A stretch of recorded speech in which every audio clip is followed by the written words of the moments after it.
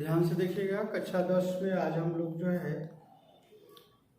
Lens की क्षमता यानी लेंस नामक जो लेसन हम लोग पढ़ रहे थे उसमें लेंस की क्षमता के बारे में पढ़ना है।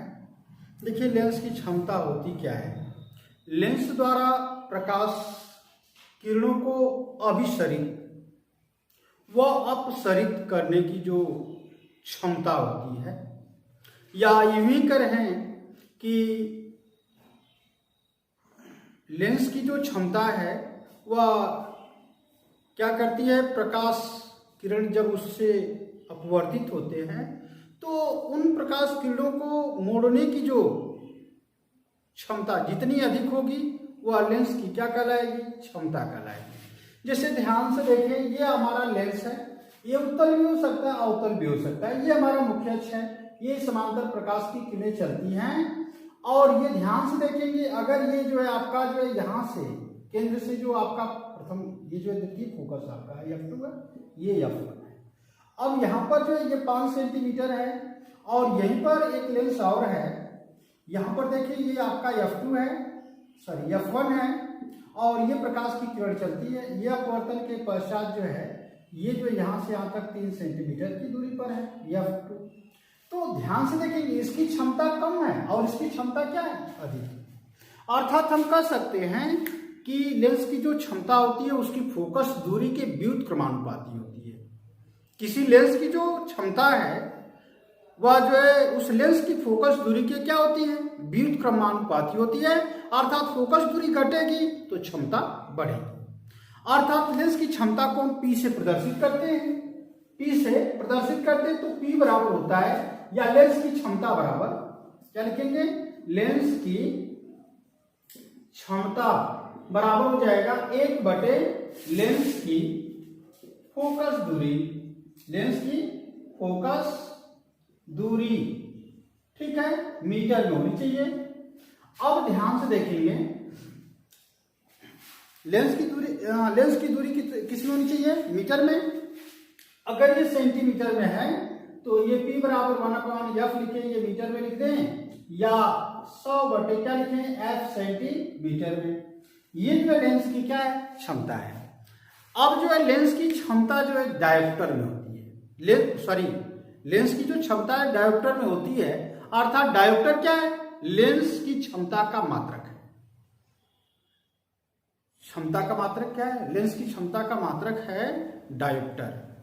तो उत्तल लेंस की फोकस दूरी जो होती है धनात्मक होती है और अवतल लेंस की फोकस दूरी उत्तल के लिए क्या होती है, धनात्मक होती है, अवतल के लिए क्या होगी, ऋणात्मक होती है। ये फोकस दूरी ऋणात्मक होती है।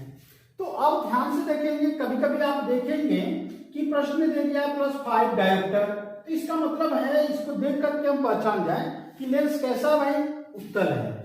अगर ये -3 डायोप्टर दिया है तो इसका मतलब यह उत्तल लेंस की क्षमता है।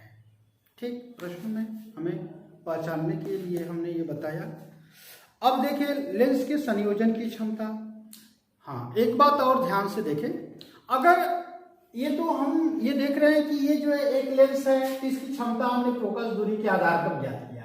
अब यहीं पर एक लेंस और सटाकर रखा जाए, इस तरह से बहुत सारे लेंसों को एक साथ रख दिया जाए तो इसकी क्षमता P1 होगी, इसकी क्षमता P2 होगी और इसकी क्षमता क्या होगी, P3। और इस पूरे की क्षमता क्या होगी, P।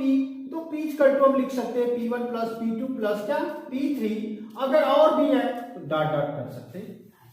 यानी लेंस के संयोजन की क्षमता, यानी कि बहुत सारे लेंसों को अगर बहुत पास पास रख करके देखा जाए या उन सभी लेंसों की जो है क्षमता अगर पूछी जाए तो सभी लेंसों की क्षमताओं का जो योगफल होता है उस की जो है संपूर्ण क्षमता या लेंस की संपूर्ण क्षमता कहलाती है।